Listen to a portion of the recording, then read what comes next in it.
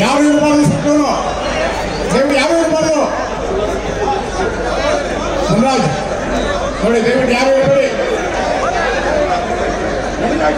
ಎಲ್ಲ ತಮ್ಮ ತಮ್ಮ ಆಸನ ಕೂತ್ಕೊಳ್ಳಿ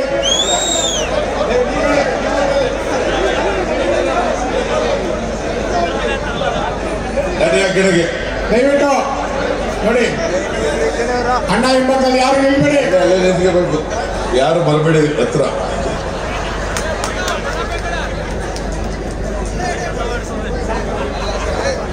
ಈ ಚುನಾವಣಾ ಪ್ರಚಾರ ಸಭೆಯ ಅಧ್ಯಕ್ಷತೆ ವಹಿಸಿರ್ತಕ್ಕಂಥ ನಿಮ್ಮೆಲ್ಲರ ಜನಪ್ರಿಯ ಶಾಸಕರಾದಂಥ ಶ್ರೀ ಬೈರ್ತಿ ಬಸವರಾಜು ಅವರ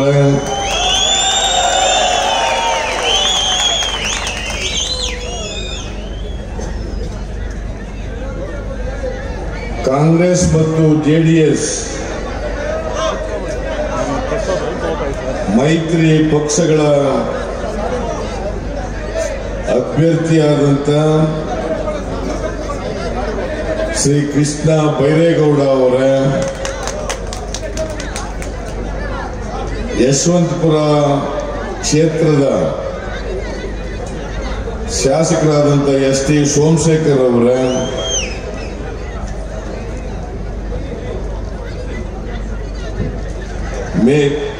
ರಾಜ್ಯಸಭೆಯ ಸದಸ್ಯರಾದಂಥ ಶ್ರೀ ರಾಮಮೂರ್ತಿ ಅವರೇ, ಐವಾನ್ ಇಗ್ಲಿ ಅವರೇ, ಕ್ಯಾರ್ಪುರಂ ವಿಧಾನಸಭಾ ಕ್ಷೇತ್ರದ ಬ್ಲಾಕ್ ಸಮಿತಿಯ ಅಧ್ಯಕ್ಷರುಗಳೇ, ಗಲಾಟೆ ಮಾಡ್ತಾರೆ ಹಿಂದೆ ಬೇಡ ಬಿಡಿ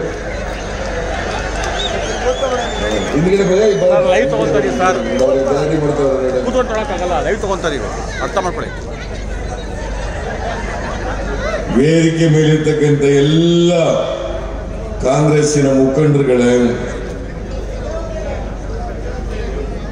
ಇಲ್ಲಿ ಭಾಗವಹಿಸಿರ್ತಕ್ಕಂಥ ಕ್ಯಾರ್ಪುರಂ ಕ್ಷೇತ್ರದ ಎಲ್ಲ ಮತದಾರ ಬಂಧುಗಳೇ, ತಾಯಂದಿರೇ, ಎಲ್ಲ ಯುವಕ ಮಿತ್ರರೇ, ಸುದ್ದಿ ಮಾಧ್ಯಮದ ಎಲ್ಲ ಗೆಳೆಯರೇ, ಇವತ್ತು ದಿವಂಗತ ಬಾಬು ಜಗಜೀವನ್ ರಾಮ್ ಅವರ ಜನ್ಮದಿನ. ಬಾಬು ಜಗಜೀವನ್ ರಾಮ್ ಅವರು ನಿಮಗೆಲ್ಲ ಗೊತ್ತಿದ್ದಾರೆ. ಈ ದೇಶದಲ್ಲಿ ಮಾಜಿ ಉಪ ಪ್ರಧಾನಮಂತ್ರಿ ಆಗಿದ್ದರು.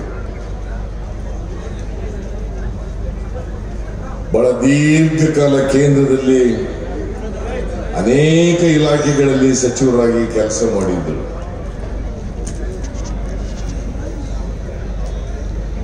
ಅದಕ್ಕೆ ಅವರಿಗೆ ಜಗಜೀವನ್ ರಾಮ್ ಅವರಿಗೆ ಒಂದು ಮಾತು ಯಾವಾಗಲೂ ಹೇಳ್ತಾ ಇದ್ರು, ಆಡು ಮುಟ್ಟದ ಸೊಪ್ಪಿಲ್ಲ, ಜಗಜೀವನ್ ರಾಮ್ ನಿರ್ವಹಿಸದ ಯಾವುದೇ ಇಲಾಖೆ ಇಲ್ಲ ಅಂತೇಳಿ ಒಂದು ಮಾತನ್ನು ಅವರಿಗೆ ಹೇಳ್ತಾರೆ. ಒಬ್ಬ ದಕ್ಷ ಆಡಳಿತಗಾರ, ಕೃಷಿ ಸಚಿವರಾಗಿ ಈ ದೇಶದಲ್ಲಿ ಹಸಿರು ಕ್ರಾಂತಿಯನ್ನ ಮಾಡೋದರಲ್ಲಿ ಪ್ರಮುಖ ಪಾತ್ರವನ್ನು ವಹಿಸಿದಂಥವರು. ಶ್ರೀಮತಿ ಇಂದಿರಾ ಗಾಂಧಿ ಅವರು ಪ್ರಧಾನಮಂತ್ರಿ ಆಗಿರುವಾಗ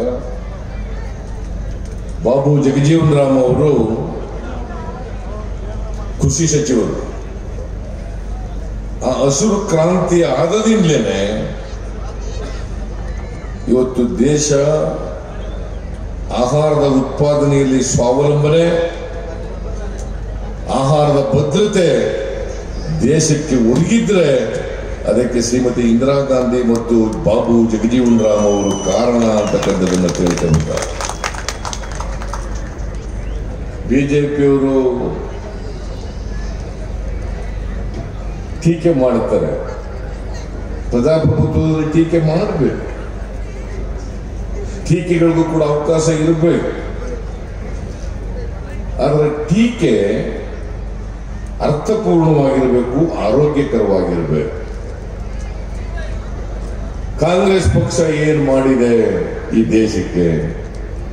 ನರೇಂದ್ರ ಮೋದಿ ಅವರೇ, ನೀವು ಈ ದೇಶ ಸ್ವಾತಂತ್ರ್ಯ ಬಂದ ಮೇಲೆ ಹುಟ್ಟಿದವರು. ನೀವು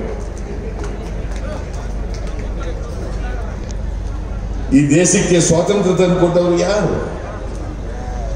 ಕಾಂಗ್ರೆಸ್ ಪಕ್ಷ ಸ್ಥಾಪನೆಯಾಗಿ 1885ನೇ ಇಸ್ವಿ, ಸುಮಾರು 134 ವರ್ಷಗಳಾಯಿತು. ನರೇಂದ್ರ ಮೋದಿ ಅವರು ಸ್ವಾತಂತ್ರ್ಯ ಹೋರಾಟ ಮಾಡಿದ್ರ? ಬಿಜೆಪಿಯವರು ಯಾರು ಕೂಡ ಈ ದೇಶದ ಸ್ವಾತಂತ್ರ್ಯಕ್ಕೋಸ್ಕರ ಹೋರಾಟ ಮಾಡಿ ದೇಶಕ್ಕಾಗಿ ಬಲಿದಾನ ಆಗಿರ್ತಕ್ಕಂಥವ್ರು ಯಾರು ಇಲ್ಲ. ಹೇಳಿ ಯಾರು ನೋಡೋಣ. ದೇಶಕ್ಕಾಗಿ ಬಲಿದಾನ ಸಾವಿರಾರು ಜನ, ಲಕ್ಷಾಂತರ ಜನ ಈ ದೇಶಕ್ಕೆ ಸ್ವಾತಂತ್ರ್ಯ ತರಲಿಕ್ಕೆ ಹೋರಾಟ ಮಾಡಿ ಮನೆ ಮಠಗಳನ್ನು ಕಳ್ಕೊಂಡು ತಮ್ಮ ಜೀವವನ್ನು ಬಿಟ್ಟಿರ್ತಕ್ಕಂಥ ಅನೇಕ ಜನ ಹುತಾತ್ಮರಿದ್ದಾರೆ ಈ ದೇಶದಲ್ಲಿ. ಅದು ನರೇಂದ್ರ ಮೋದಿ ಅವರು ಯಾವತ್ತೂ ಕೂಡ ಅಥವಾ ಬಿಜೆಪಿಯವರು ಯಾವತ್ತೂ ಕೂಡ ಸ್ವಾತಂತ್ರ್ಯ ಹೋರಾಟ ಮಾಡಲಿಲ್ಲ. ಬಾಬು ಜಗಜೀವನ್ ರಾಮ್ ಅವರು ಕೂಡ ಸ್ವಾತಂತ್ರ್ಯ ಹೋರಾಟದಲ್ಲಿ ಭಾಗಿಯಾಗಿದ್ದಂಥವ್ರು. ಅವರ ಜನ್ಮದಿನವನ್ನು ಇವತ್ತು ಸರ್ಕಾರ ಆಚರಣೆ ಮಾಡ್ತಾ ಇದೆ. ನಾನು ಅವರನ್ನು ಸ್ಮರಣೆ ಮಾಡಿಕೊಂಡು ಅವರ ಜನ್ಮದಿನದ ಶುಭಾಶಯಗಳನ್ನು ಈ ನಾಡಿನ ಜನತೆಗೆ ತಿಳಿಸಿ ಅವರ ಆತ್ಮಕ್ಕೆ ಚಿರಶಾಂತಿ ಯಾವಾಗಲೂ ಕೂಡ ಇರಲಿ ಅಂತೇಳಿ ನಾನು ಪ್ರಾರ್ಥನೆಯನ್ನು ಮಾಡುತ್ತೇನೆ. ನಾನು ಪ್ರಸ್ತಾಪ ಮಾಡದಂತೆ ಆಹಾರದ ಸ್ವಾವಲಂಬನೆ ಆಗಿದ್ರೆ ಅದಕ್ಕೆ ಕಾಂಗ್ರೆಸ್ ಕಾರಣವೇ ಹೊತ್ತು ನರೇಂದ್ರ ಮೋದಿ ಆಗಲಿ ಬಿಜೆಪಿ ಕಾರಣ ಅಲ್ಲ ಅಂತಕ್ಕಂಥದ್ದನ್ನ ತಿಳ್ಕೋಬೇಕಾಗ್ತದೆ. ನಮ್ಮ ಯುವಕರು ಅನೇಕ ಜನರನ್ನ ದಾರಿ ತಪ್ಪಿಸ್ತಕ್ಕಂಥ ಕೆಲಸವನ್ನ ಇವತ್ತು ದೇಶದ ಉದ್ದಗಲಕ್ಕೆ ಮಾಡ್ತಾ ಇದ್ದಾರೆ. ನರೇಂದ್ರ ಮೋದಿನೇ ಈ ದೇಶದ ರಕ್ಷಣೆ ಮಾಡೋರು, ಬೇರೆ ಯಾರ ಕೈನಲ್ಲೂ ಕೂಡ ಸಾಧ್ಯ ಆಗಲ್ಲ ಅಂತಕ್ಕಂಥ ತಪ್ಪು ಮಾಹಿತಿಯನ್ನ ಈ ದೇಶದ ಜನರಿಗೆ ಕೊಡ್ತಕ್ಕಂಥ ಪ್ರಯತ್ನವನ್ನು ಮಾಡ್ತಾ ಇದ್ದಾರೆ. ಇತ್ತೀಚೆಗೆ ನಮ್ಮ ಸೈನಿಕರು ಪುಲ್ವಾಮಾ ಘಟನೆಯಲ್ಲಿ 44 ಜನ ನಮ್ಮ ಸೈನಿಕರು ಸತ್ತರು. ಅದಾದ್ಮೇಲೆ ನಮ್ಮ ಯೋಧರು ಸರ್ಜಿಕಲ್ ಸ್ಟ್ರೈಕ್ ಅನ್ನ ಮಾಡಿದ್ರು. ನನಗೆ ನಮ್ಮ ದೇಶದ ಯೋಧರ ಬಗ್ಗೆ ಅಪಾರವಾದಂಥ ಗೌರವ ಇದೆ.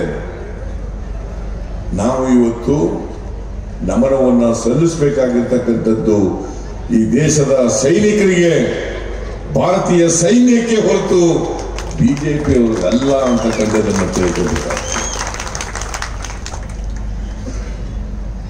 ಸರ್ಜಿಕಲ್ ಸ್ಟ್ರೈಕ್ ಅನ್ನ ಇವತ್ತು ರಾಜಕೀಯವಾಗಿ ಬಳಸ್ಕೊಳ್ಳಿಕ್ಕೆ ನರೇಂದ್ರ ಮೋದಿ ಅವರು ಪ್ರಯತ್ನ ಮಾಡ್ತಾ ಇದ್ದಾರೆ. ಬಿಜೆಪಿಯವರು ಪ್ರಯತ್ನವನ್ನು ಮಾಡ್ತಾ ಇದ್ದಾರೆ. ನಾನು ನಿಮಗೆ ತಿಳಿಸಲಿಕ್ಕೆ ಬಯಸ್ತೇನೆ, ಕಾಂಗ್ರೆಸ್ ಅಧಿಕಾರದಲ್ಲಿದ್ದಾಗ ಭಾರತ ಪಾಕಿಸ್ತಾನ ವಿಭಜನೆಯಾಗಿ ಬೇರೆ ಬೇರೆ ದೇಶಗಳಾದ ಮೇಲೆ, ಸ್ವಾತಂತ್ರ್ಯ ಬಂದ ಮೇಲೆ ಈ ದೇಶದಲ್ಲಿ 12 ಸರ್ಜಿಕಲ್ ಸ್ಟ್ರೈಕ್ಗಳಾಗಿವೆ.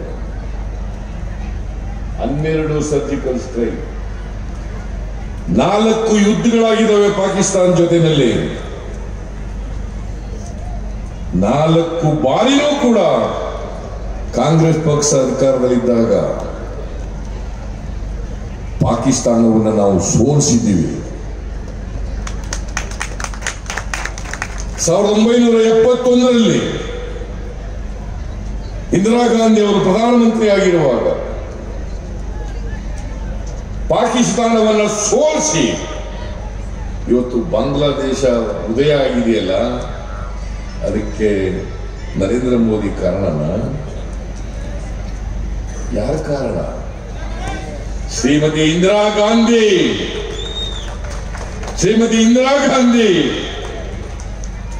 ಪಾಕಿಸ್ತಾನದ ಸೈನಿಕರನ್ನು 1 ಲಕ್ಷ ಸೈನಿಕರನ್ನ ಸೆರೆ ಹಿಡಿದು ನಮ್ಮ ಯೋಧರು ಪಾಕಿಸ್ತಾನವನ್ನ ಸೋಲಿಸಿ ಪಾಕಿಸ್ತಾನ ಶರಣಾಯಿತು ದೇಶಕ್ಕೆ. ಶ್ರೀಮತಿ ಇಂದಿರಾ ಗಾಂಧಿ ಅವರು ಪ್ರಧಾನಮಂತ್ರಿ. ಅದನ್ನ ನಾವು ರಾಜಕೀಯಕ್ಕೆ ಬಳಸ್ಕೊಳ್ಳಕ್ಕೆ ಹೋಗಲ್ಲ. ಇದೇ ವಾಜಪೇಯಿ ಪಾರ್ಲಿಮೆಂಟ್ ನಲ್ಲಿ ಶ್ರೀಮತಿ ಇಂದಿರಾ ಗಾಂಧಿ ಅವರನ್ನ ಪಾಕಿಸ್ತಾನವನ್ನು ಸೋಲಿಸಿದ ಮೇಲೆ ವಿರೋಧ ಪಕ್ಷದ ನಾಯಕನಾಗಿ ವಾಜಪೇಯಿ ಅವರು ಹೇಳ್ತಾರೆ, ಇಂದಿರಾ ಗಾಂಧಿ ನೀನು ಸಾಮಾನ್ಯಳಲ್ಲಮ್ಮ, ನೀನು ದುರ್ಗೆ ಅಂತೇಳಿ ಇದೇ ವಾಜಪೇಯಿ ಹೇಳ್ತಾರೆ. ನಾನು ಅದನ್ನ ನರೇಂದ್ರ ಮೋದಿ ಅವರಿಗೆ ಜ್ಞಾಪಿಸ್ಲಿಕ್ಕೆ ಬಯಸ್ತೇನೆ ಅಷ್ಟೇನೆ. ಚರಿತ್ರೆ ಜ್ಞಾಪಕ ಇಟ್ಕೊಳ್ರಿ, ಮರ್ತು ಬಿಡಬೇಡಿ ಅಂತೇಳಿ ಅವ್ರಿಗೆ ಜ್ಞಾಪಿಸ್ಲಿಕ್ಕೆ ಬಯಸ್ತಾ ಇದ್ದಾರೆ. ಇದು ಕಾಂಗ್ರೆಸ್ಸಿನ ಇತಿಹಾಸ. ಈಗ ಇಲ್ಲಿ ಸದಾನಂದ ಗೌಡ ಬಿಜೆಪಿ ಅಭ್ಯರ್ಥಿ. ದೇಶದಲ್ಲಿ ಎಲ್ಲ ಬಿಜೆಪಿ ಅಭ್ಯರ್ಥಿಗಳಿದಾರಲ್ಲ, ನಮ್ಮ ಮುಖ ನೋಡಬೇಡಿ, ನರೇಂದ್ರ ಮುಖ ನೋಡಿ. ಹಾಗಾದ್ರೆ ನಿಮ್ಮ ಮುಖ ಏನಾಯ್ತಪ್ಪ? ಯಾಕೆ ನಿಮ್ಮ ಮುಖ ನೋಡಬಾರ್ದು? 5 ವರ್ಷ ಲೋಕಸಭಾ ಸದಸ್ಯರಾಗಿದ್ದಾರಲ್ಲ, ಈಗ ಎಷ್ಟು 6 ವರ್ಷ ಶಾಸಕರಾಗಿದ್ದಾರೆ. ಬಸವರಾಜು ಏನ್ ಮಾಡಿದ್ದೀನಿ ಅಂತ ಹೇಳಿ ನಿಮ್ಮ ಮುಂದೆ ಹೇಳಿದ್ದಾರೆ. 5-6 ವರ್ಷಗಳಲ್ಲಿ ಕ್ಯಾರ್ಪುರಂಗೆ ಏನೇನು ಅಭಿವೃದ್ಧಿ ಕೆಲಸಗಳನ್ನ ಮಾಡಿದೀವಿ ಅಂತ ಹೇಳಿದೀವಿ. ಸದಾನಂದ ಗೌಡರು ಹೇಳ್ಬೇಕಲ್ಲ, ನಾನು 5 ವರ್ಷದಲ್ಲಿ ಏನ್ ಮಾಡಿದ್ದೀನಿ, ಈ ಅಭಿವೃದ್ಧಿ ಕಾರ್ಯಕ್ರಮಗಳನ್ನೆಲ್ಲ ಮಾಡಿದ್ದೀನಿ, ಅದಕ್ಕೋಸ್ಕರ ನಾನು ವೋಟ್ ಕೊಡಿ ಅಂತ ಕೇಳ್ಬೇಕಲ್ವ ಸದಾನಂದ ಗೌಡ? ಆ ತರ ಕೇಳಲ್ಲ. ನನ್ನ ಮುಖ ನೋಡಬೇಡಿ, ನರೇಂದ್ರ ಮೋದಿ ನೋಡಿ. ಅವ್ರ ಮುಖ 5 ವರ್ಷ ನೋಡಾಯ್ತಲ್ಲಪ್ಪ. ನರೇಂದ್ರ ಮೋದಿ ಅವ್ರದ್ದು ನೋಡಾಯ್ತು, ನಿನ್ ಮುಖನೂ ನೋಡಾಯ್ತು. ನೀನು ಈಗ ಮುಖಹೀನನ್ನಾಗಿದ್ಯಾ. ಯಾರು? ಸದಾನಂದ ಗೌಡ ಮುಖಹೀನ. ಅವ್ರ ಮುಖ ತೋರ್ಸಕ್ಕೆ ನಾಚಿಕೆ ಆಗ್ತದೆ. ಅವ್ರಿಗೆ ಯಾವುದೇ ನೈತಿಕತೆ ಇಲ್ಲ. ಯಾಕಂತಂದ್ರೆ ಏನೂ ಕೆಲಸ ಮಾಡಿಲ್ಲ. ಮಾಡಿದ್ರೆ ಹೇಳಿ ನೀವು ಈ ಕ್ಷೇತ್ರದವರು ಯಾರು ಮಾಡಿದಾರ? ನಾನು ಮುಖ್ಯಮಂತ್ರಿ ಆಗಿರುವಾಗ ಬಸವರಾಜ್ ಎಷ್ಟು ಅನುದಾನ ತಗೊಂಡಿರೋದು ಇಲ್ಲಿಗೆ?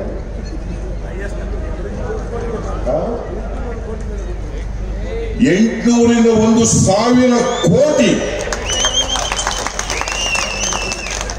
ಇವತ್ತು ಅಂಡರ್ ಬ್ರಿಡ್ಜ್ಗಳಾಗಿದ್ರೆ, ಓವರ್ ಬ್ರಿಡ್ಜ್ಗಳಾಗಿದ್ರೆ, ಸ್ಕೈ ವಾಕ್ಗಳಾಗಿದ್ರೆ, ಕೆರೆ ಅಭಿವೃದ್ಧಿ ಆಗಿದ್ರೆ, ಪೊಲೀಸ್ ಇದನ್ನಾಗಿದ್ರೆ, ರೈಲ್ವೇದಾಗಿದ್ರೆ, ಆಸ್ಪತ್ರೆ ಮೇಲ್ದರ್ಜೆಗೆ ಏರಿಸಿದ್ರೆ ಯಾರಪ್ಪ ಕಾರಣ? ಸದಾನಂದ ಗೌಡ್ರ. ನಾನು ಮುಖ್ಯಮಂತ್ರಿ ಆಗಿದ್ದಾಗೆಲ್ಲ ಮಾಡಿದ್ದು. 110 ಹಳ್ಳಿಗಳು ಬೆಂಗಳೂರು ನಗರಕ್ಕೆ ಸೇರಿಸ್ಬಿಟ್ರು. 7 ಪುರಸಭೆಗಳನ್ನ ಸೇರಿಸ್ಬಿಟ್ರು. ಅವಕ್ಕೆ ಕುಡಿಯೋ ನೀರಿಲ್ಲ, ಒಳಚರಂಡಿ ವ್ಯವಸ್ಥೆ ಇಲ್ಲ. ಇವತ್ತು ಇದೇ ಬಸವರಾಜ್ ಸೋಮಶೇಖರ್ ನನ್ನ ಹತ್ರ ಬಂದು ಕೂತ್ಕೊಂಡು, ಇಲ್ಲ ಎಷ್ಟೇ ಖರ್ಚಾಗ್ಲಿ ಅವಕ್ಕೆ ಕುಡಿಯೋ ನೀರು ಕೊಡ್ಲೇಬೇಕು, ಒಳಚರಂಡಿ ವ್ಯವಸ್ಥೆ ಮಾಡಲೇಬೇಕು ಅಂತೇಳಿ ಒತ್ತಾಯ ಮಾಡಿ ಮಂಜೂರು ಮಾಡಿಸಿದವರು ಬಸವರಾಜ್ ಸೋಮಶೇಖರ್. ಇವರು ಅವ್ರು ಮಾಡಿದ್ರ ಏನಪ್ಪ? What is your contribution mister Sadananda Gowda? ಹೇಳಿ ಅವರು ಸದಾನಂದ ಗೌಡ. ನಾನು ಅದೆಲ್ಲ ಹೇಳಿದ್ದೇನೆ. ಸದಾನಂದ ಗೌಡರ ಕಾಂಟ್ರಿಬ್ಯೂಷನ್ 0 ಅಂತ ಹೇಳಿದ್ದೆ. ನನಗೆ ಸಿದ್ದರಾಮಯ್ಯನವರ ಮನೆಗೆ ಪೋಸ್ಟ್ ಮೂಲಕ ಕಳಿಸ್ಬಿಡ್ತೀನಿ ಸಾಧನೆಗಳನ್ನ ಅಂತ. ಇವತ್ತಿನವರು ಬರಲಿಲ್ಲ ಪೋಸ್ಟ್ ಮೂಲಕ. ನನಗೆ ಕಳಿಸಿದ್ರೆ ಹೋಲಿ, ನನಗೆ ಕಳಿಸ್ಲಿ. ನೀವು ವಾರಸ್ದಾರ ಯಾರಿಗಿರೋದು? 28 ಲಕ್ಷ 30 ಲಕ್ಷ ವೋಟರ್ಸ್ ಇದಾರಲ್ಲ ಬೆಂಗಳೂರು ಉತ್ತರ. ಈ 29 ಲಕ್ಷ ಮತದಾರರಿಗೆ ನೀವು ಜವಾಬ್ದಾರರಾಗಬೇಕು. ಅವ್ರ ಮುಂದೆ ಏನ್ ಮಾಡಿದೀವಿ ಅಂತಕ್ಕಂಥದನ್ನ ಸದಾನಂದ ಗೌಡ್ರೆ ಇಟ್ಟಾಗ ಮಾತ್ರ ಜನ ನಿಮ್ಗೆ ಓಟ್ ಕೊಡ್ಬೇಕು ಹೊರತು ಇಲ್ಲಿವರೆ ನಿಮ್ಗೆ ಒಂದೇ ಒಂದು ಓಟನ್ನು ಕೂಡ ಕೊಡಬಾರದು ಅಂತಕ್ಕಂಥದ್ದು ನನ್ನ ಕಳಕಳಿಯ ಮನವಿ ಅಂತಕ್ಕಂಥದನ್ನ ತಮಗೆ ತಿಳಿಸಿ. ಯಾರೇ ಆಗಲಿ, ಈ ನರೇಂದ್ರ ಮೋದಿ ಅವರು 5 ವರ್ಷ ಪ್ರಧಾನಮಂತ್ರಿ ಆಗಿದ್ದಾರೆ. ಪುಲ್ವಾಮಾ ಹೇಳೋದಲ್ಲ, ಭಾವನಾತ್ಮಕವಾದಂಥ ವಿಚಾರಗಳನ್ನು ಪ್ರಸ್ತಾಪ ಮಾಡೋದಲ್ಲ. 5 ವರ್ಷದಲ್ಲಿ ಏನ್ ಹೇಳಿದ್ರಿ, ಏನ್ ಮಾಡಿದ್ರಿ ಹೇಳ್ಬೇಕಲ್ಲ. ಈ ದೇಶದ ಯುವಕರಿಗೆ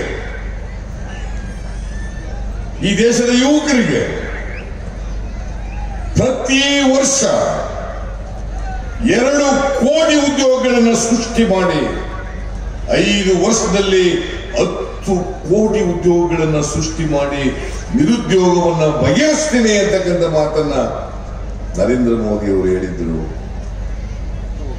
ಕೊಟ್ರ 10 ಕೋಟಿ ಉದ್ಯೋಗ ಸೃಷ್ಟಿ ಆಯ್ತಾ? ಎಲ್ಲ ಇಲ್ಲಿ ರಿಟೈರ್ಡ್ ಆಫೀಸರ್ಗಳೆಲ್ಲ ಇದ್ದೀರಿ, ಪಾಪ ಬಹಳ ಜನ ಉದ್ಯೋಗದಲ್ಲಿರೋರು ಇದ್ದೀರಿ. ಹೇಳಿ ನೋಡೋಣ, ಕಾರ್ಖಾನೆಗಳಲ್ಲಿ ಕೆಲಸ ಮಾಡ್ತಕ್ಕಂಥ ಕಾರ್ಮಿಕರಿದ್ದೀರಿ. ಏನಾಗಿದೆ?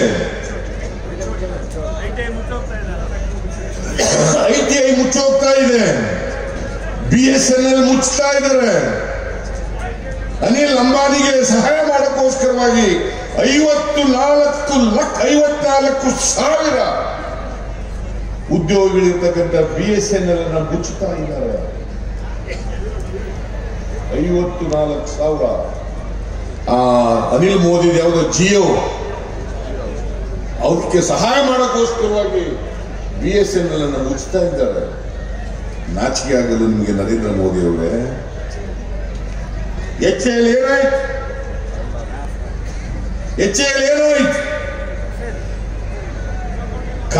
ವಿಮಾನ ಯುದ್ಧ ವಿಮಾನಗಳನ್ನು ತಯಾರು ಮಾಡುವುದು ಒಂದೇ ಒಂದು HAL ದೇಶದಲ್ಲಿ. ಅದಕ್ಕೆ ಕೊಡೋದ್ರ ಬದಲು ಅನಿಲ್ ಅಂಬಾನಿ ಕೊಟ್ಟಿದ್ದೀರಿ 30,000 ಕೋಟಿ. ನೀವು ಮತ್ತು ನರೇಂದ್ರ ಮೋದಿ ಅವರು, ಅಂಬಾನಿ ಅವರು ಸೇರ್ಕೊಂಡು ಲೂಟಿ ಹೊಡೆದು ಬಿಟ್ಟಿದ್ದಾರೆ. 30,000 ಕೋಟಿ. ಇವತ್ತು HAL ನಲ್ಲಿ ಕೆಲಸ ಇಲ್ದಾಗ ಆಯ್ತು. BSNL 54,000 ಜನ ಕೆಲಸ ಕಳ್ಕೊತಾ ಇದ್ದಾರೆ. ITI ಮುಚ್ತಾ ಇದ್ದೀರಿ. ಅನೇಕ ಸಣ್ಣ ಕೈಗಾರಿಕೆಗಳು ಇವತ್ತು ಮುಚ್ಚೋದ.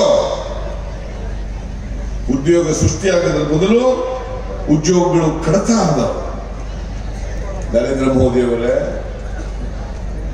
ಇದೇನಾ ನೀವು ಯುವಕರಿಗೆ ಮಾಡಿದಂತ ಉಪಕಾರ? ಇವತ್ತು ಈ ದೇಶದ ಯುವಕರಿಗೆ ಟೋಪಿ ಹಾಕಿದ್ದಾರೆ, ದ್ರೋಹ ಮಾಡಿದ್ದಾರೆ ಅಂತಕ್ಕಂಥದನ್ನ ನಮ್ಮ ಎಲ್ಲ ಯುವಕರು ಕೂಡ ಅರ್ಥ ಮಾಡ್ಕೊಳ್ಬೇಕು ಅಂತೇಳಿ ಅವರೆಲ್ಲ ಅತ್ಯಂತ ಕಳಕಳಿಯಿಂದ ಮನವಿಯನ್ನ ಮಾಡ್ತಾ ಇದ್ದಾರೆ. ಮೋದಿ ಮೋದಿ ಅಂತ ಹೇಳ್ಕೊಟ್ಬಿಟ್ಟಿದ್ದಾರೆ. ಮೋದಿ ಏನ್ ಮಾಡಿದ್ರಪ್ಪ ಮೋದಿ? ವಿದೇಶದಲ್ಲಿರ್ತಕ್ಕಂಥ ಕಪ್ಪು ಹಣವನ್ನು ತಂದು ಎಲ್ಲರ ಅಕೌಂಟ್ಗಳಿಗೆ 15 ಲಕ್ಷ ರೂಪಾಯಿ ಜಮಾ ಮಾಡ್ತೀವಿ. 15 ಲಕ್ಷ, ಅದು 15,000 ಅಲ್ಲ, 15 ಲಕ್ಷ. ನಾನು ಕೇಳ್ತೀನಿ, ನಿಮ್ಗೆ ಯಾರು 5 ವರ್ಷ ಆಯ್ತಲ್ಲ, 15 ಪೈಸೆ ಯಾರೋ ನಿಮ್ಮ ಅಕೌಂಟ್ ಬಂದಿದ್ದೀನ್ರಿ? ಹೇಳ್ರಿ, ಮಾತಾಡ್ರಿ. ಮತ್ತೆ ಓಟ್ ಹಾಕ್ಬೇಕಾ? ಹಾಕ್ಬಾರ್ದು.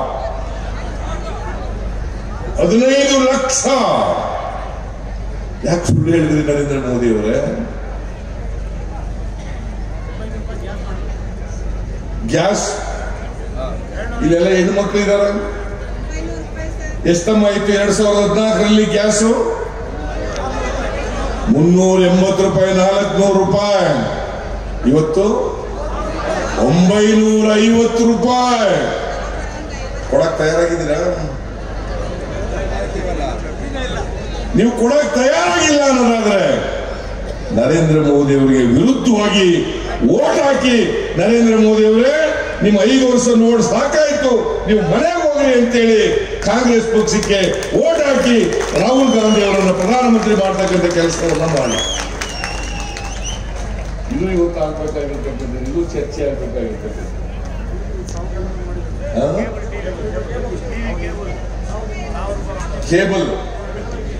ಕೇಬಲ್ ಟಿವಿಗಳಿಗೆ ದುಡ್ಡು ಜಾಸ್ತಿ ಆಯ್ತು, ಆಹಾರ ಪದಾರ್ಥಗಳ ಬೆಲೆ ಜಾಸ್ತಿ ಆಯಿತು. 2013ರಲ್ಲಿ ಪೆಟ್ರೋಲ್ನ ಕಚ್ಚಾ ತೈಲ $110 ಇತ್ತು. ಅದು $65-70 ಕಮ್ಮಿ ಆಯಿತು ಇವ್ರು ಬಂದ ಮೇಲೆ. ಆದ್ರೆ ಪೆಟ್ರೋಲ್ ಡೀಸೆಲ್ ಬೆಲೆ ಕಡಿಮೆ ಆಗಲಿಲ್ಲ, ಆಹಾರ ಪದಾರ್ಥಗಳ ಬೆಲೆ ಕಡಿಮೆ ಆಗಲಿಲ್ಲ. ಇವತ್ತಿದ್ರ ಕಷ್ಟ ಅನುಭವಿಸೋರು ಯಾರು? ಸಾರ್ವಜನಿಕರು, ಜನ. ನರೇಂದ್ರ ಮೋದಿ ಅವರೇ, ಈ ದೇಶದ ಜನರಿಗೆ ಎಷ್ಟು ದ್ರೋಹ ಮಾಡಿದ್ದೀರಿ ನೀವು. ದ್ರೋಹ, ಜನಗಳ ಮೇಲೆ ಇಟ್ಟಿದ್ದಂತ ನಂಬಿಕೆ ದ್ರೋಹ ಮಾಡಿದ್ದೀರಿ ನೀವು. ಮತ್ತೆ ಯಾವ ಕಾಲಕ್ಕೂ ಕೂಡ ಪ್ರಧಾನಮಂತ್ರಿ ಆಗಬಾರದು ಈ ದೇಶದಲ್ಲಿ. ಇದ್ರ ಜೊತೆಗೆ ಬಿಜೆಪಿಯವರು ಜಾತಿಗಳನ್ನೇ ಒಡೆಯೋದು, ಸಮಾಜ ಒಡೆಯೋದು, ಧರ್ಮಗಳ ನಡುವೆ ಸಂಘರ್ಷ ಉಂಟು ಮಾಡತಕ್ಕಂಥದ್ದು. ಇದು ಬೇಕಾ? ಭಾರತ ದೇಶ ಎಲ್ಲ ಜಾತಿ ಧರ್ಮಗಳಿಂದ ಕೂಡಿರ್ತಕ್ಕಂಥ ದೇಶ.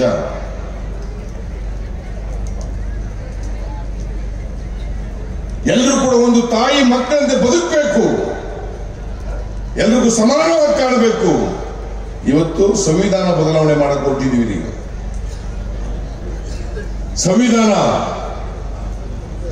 ಬಾಬಾ ಸಾಹೇಬ್ ಅಂಬೇಡ್ಕರ್ ಅವರು ಕೊಟ್ಟಿರ್ತಕ್ಕಂಥ ಸಂವಿಧಾನದಲ್ಲಿ ಎಲ್ರಿಗೂ ಸಮಾನ ಅವಕಾಶ, ಎಲ್ರಿಗೂ ಯಾವುದೇ ಧರ್ಮಕ್ಕೆ ಸೇರಿರ್ಲಿ, ಯಾವುದೇ ಜಾತಿಗೆ ಸೇರಿರ್ಲಿ, ಎಲ್ರಿಗೂ ಸಮಾನವಾದಂತ ಅವಕಾಶ. ಇದಕ್ಕೆ ವಿರುದ್ಧವಾಗಿರೋರೇ ಭಾರತೀಯ ಜನತಾ ಪಕ್ಷ.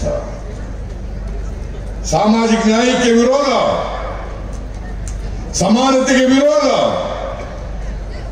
ಸರ್ವ ಧರ್ಮಗಳನ್ನು ಸಮಾನವಾಗಿ ಕಾಣ್ತಕ್ಕಂಥದಕ್ಕೆ ವಿರೋಧ.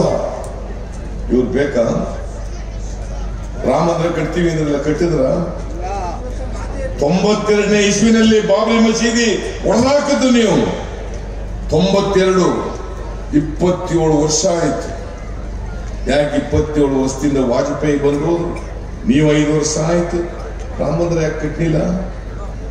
ಚುನಾವಣೆ ಬಂದಾಗ ಮಾತ್ರ ರಾಮ ಮಂದಿರ ಜ್ಞಾಪಕ ಆಗುತ್ತೆ. ಶ್ರೀರಾಮ ಜ್ಞಾಪಕ ಆಗೋದು ಇವ್ರಿಗೆ ಯಾವಾಗಪ್ಪ ಅಂತಂದ್ರೆ ಚುನಾವಣೆ ಬಂದಾಗ ಮಾತ್ರ.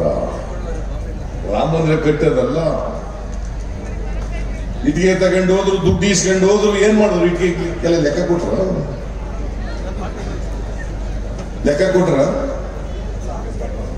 ಇವತ್ತು ಈ ಕ್ಷೇತ್ರದಲ್ಲಿ ಎಲ್ಲ ಜಾತಿ ಧರ್ಮದವರು ಇದ್ದಾರೆ.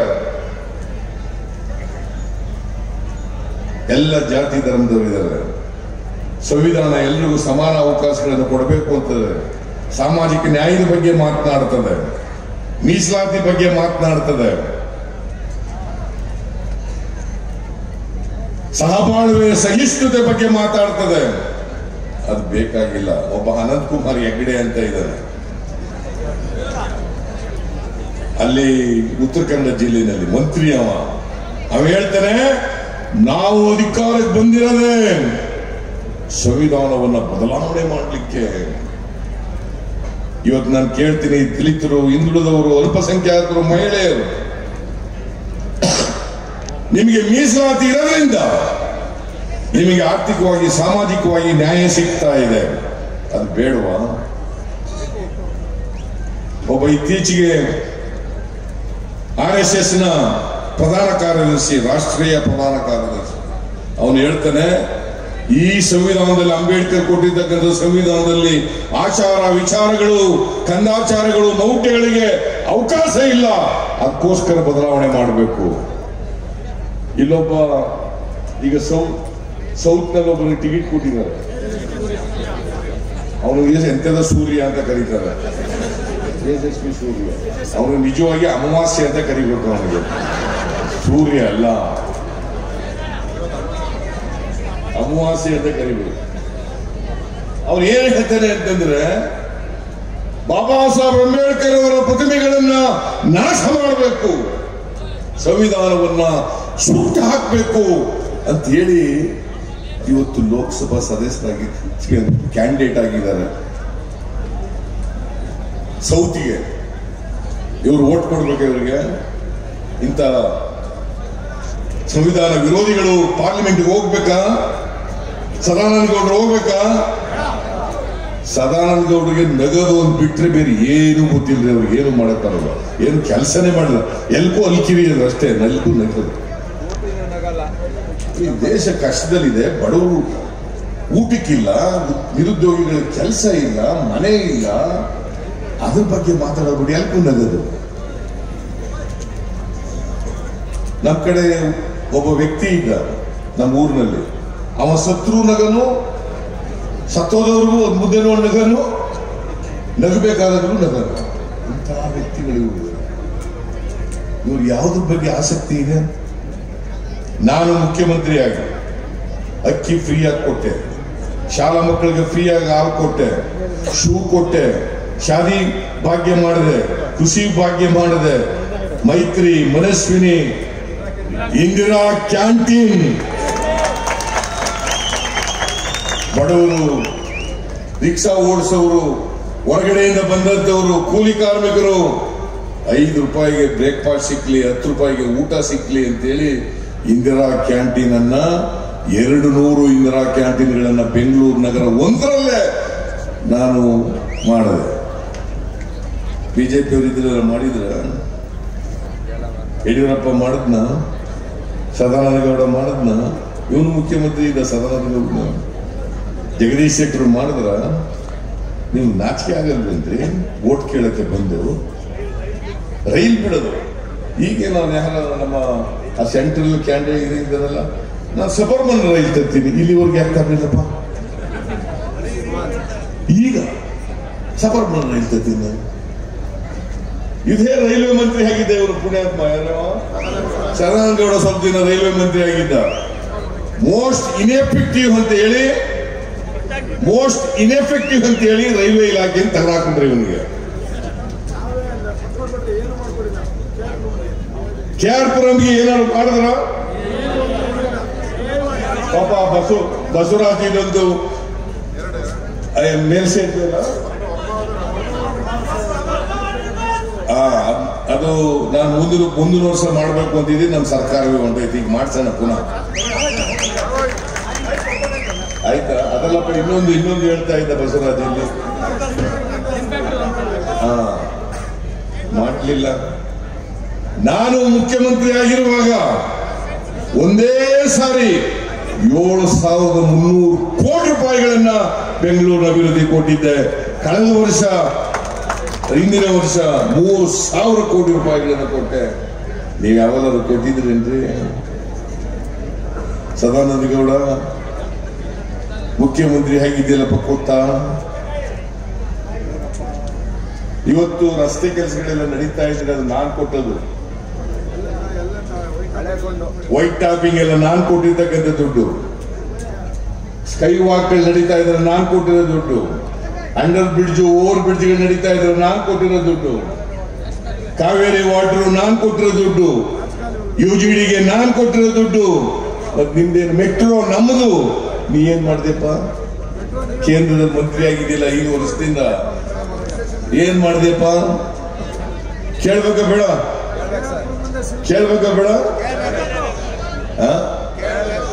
ನಿಮಗೆ ಕೋಪ ಬರಲ್ವಾ? ಕೋಪ ಅಂದ್ರೆ ಅವ್ನು ಹೊಡಿರಿ ಅಂತ ಹೇಳಲ್ಲ ನಾನು. ಆ ಓಟು 18ನೇ ತಾರೀಕು ಇದೆಯಲ್ಲ, ಹೋಗಿ ಸದಾನಂದ ಗೌಡನ ವಿರುದ್ಧವಾಗಿ ಹಸ್ತದ ಗುರುತಿಗೆ ಕೃಷ್ಣ ಬೈರೇಗೌಡನಿಗೆ ಓಟು ಒತ್ತಿ, ಬಟನ್ ಒತ್ತಿ, ಸದಾನಂದ ಗೌಡ ಹೋಗ್ ಮನೆಗೆ ಅಂತೇಳಿ ಹೇಳ್ಬೇಕು. ಪುತ್ತೂರಿಂದ ಬಂದವನು ಇಲ್ಲಿಗೆ. ನೀವು ಕೆಲ ಒಳ್ಳೆ ಜನಗಳೇ ಪಾಪ. ಪುತ್ತೂರು ಅಲ್ಲಿ ಸೋಲ್ಸ್ ಕಳಿಸಿದ್ರೆ ಇಲ್ಲಿ ಗೆಲ್ಸ್ಬಿಟ್ಟಿದ್ದೀರಿ. ಅವ್ರ ಊರು ಪುತ್ತೂರು, ಆ ಕಡೆ ಮಂಗಳೂರು ಮತ್ತೆ ಅಲ್ಲಿಗೆ ಕಳಿಸ್ಬಿಟ್ಟಿದ್ದೆ. ಇಲ್ಲಿ ಬೇಡಪ್ಪ ನೀವು ಹೋಗುತ್ತೆ, ಇಲ್ಲಿ ಆಗಲ್ಲ. ಇಲ್ಲಿ ಕೃಷ್ಣ ಬೈರೇಗೌಡನ ಮಗ, ಅತ್ಯಂತ ಪ್ರಾಮಾಣಿಕ ರಾಜಕಾರಣಿ ಬೈರೇಗೌಡ. ಅದೇ ದಾರಿನಲ್ಲಿ ನಡೀತಾ ಇರ್ತಕ್ಕಂಥವ್ರು ಕೃಷ್ಣ ಬೈರೇಗೌಡ. ನನ್ನ ಹತ್ರ 5 ವರ್ಷ ಕೃಷಿ ಸಚಿವನಾಗಿದ್ದು. ಬಹುಶಃ ಕೃಷಿ ಇಲಾಖೆಗೆ ಒಂದು ಹೊಸ ರೂಪ ಕೊಟ್ಟು ಕೃಷಿ ಭಾಗ್ಯ ಕಾರ್ಯಕ್ರಮವನ್ನು ಅತ್ಯಂತ ಯಶಸ್ವಿಯಾಗಿ ಜಾರಿ ಮಾಡಿದಂತ ಕೃಷ್ಣ ಬೈರೇಗೌಡ. ಇಲ್ಲಿ ಎಷ್ಟು ವರ್ಷ ಆಯ್ತು MLA ಆಗಿ? ಈಗ 11 ವರ್ಷ ಇಲ್ಲೇ ಇದ್ದಾರೆ. ನಿಮ್ಮವರು, ಪಕ್ಕದವರು, ಅವರಪ್ಪ ಪಕ್ಕದವರು, ಇವ ಇಲ್ಲಿಯವನೇ. ಇವನ್ ಬೇಕು, ಪುತ್ತೂರಿನ ಸದಾನಂದ ಗೌಡ ಬೇಕು. ಕೆಲಸ ಮಾಡೋರು ಬೇಕು, ಕೆಲಸ ಮಾಡದಿದ್ದವ್ರು ಬೇಕು. ಮಾಡೋರು ಬೇಕಲ್ವಾ? ಆದ್ರಿಂದ ನರೇಂದ್ರ ಮೋದಿ ಮುಖ ಈಗ ನಾನು ನೋಡಾಗಿದೆಯಪ್ಪ, ನಿನ್ ಮುಖ ತೋರಿಸು, ಸ್ವಲ್ಪ ಹೆಂಗಿದೆ ಅಂತ ನೋಡ್ಕೊತೀವಿ ಅಂತ ಹೇಳಿ ಅವನಿಗೆ. ಆಯ್ತು ನೋಡು, ಇವನ್ ಮುಖ ತೋರಿಸಲ್ವಂತೆ, ಮುಖವಾಡಾಕ ಬಾಪ ಅಂತ ಅನ್ಬೇಕು. ನರೇಂದ್ರ ಮೋದಿ ಮುಖ ನೋಡಿ, ನರೇಂದ್ರ ಮೋದಿ ಮುಖ ನೋಡಿ, ಏನ್ ನೋಡೋದು? 5 ವರ್ಷ ನೋಡಾಯ್ತು, ಓರಿ ಮನೆಗೆ ಅಂತ ಹೇಳ್ಬೇಕು. ಅದರಿಂದ ಇನ್ನೂ 3-4 ಸಭೆಗಳಿದ್ದಾವೆ. ಇಲ್ಲಿ ಬಸವರಾಜ್ ಒಬ್ಬ ಕ್ರಿಯಾಶೀಲ ಶಾಸಕ, ಜನಪರವಾದಂತ ಶಾಸಕ.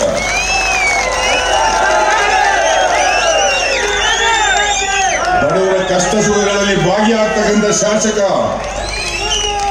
ಅಭಿವೃದ್ಧಿ ಪರವಾಗಿರ್ತಕ್ಕಂಥ ಶಾಸಕ. ಆ ಶಾಸಕನ ಗೌರವ ಬರಬೇಕಾದ್ರೆ ಅವನು 35,000 ಲೀಡ್ ಕೊಟ್ಟಿದ್ರಿ ಕಳೆದ ಸಾರಿ.